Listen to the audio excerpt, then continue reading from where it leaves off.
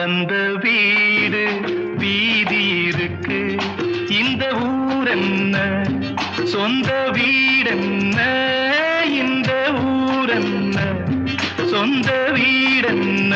ஞான பெண்ணே வாழ்வின் பொருள் என்ன, நீ வந்த கதை என்ன, வாழ்வின் பொருள் என்ன, நீ வந்த கதை என்ன.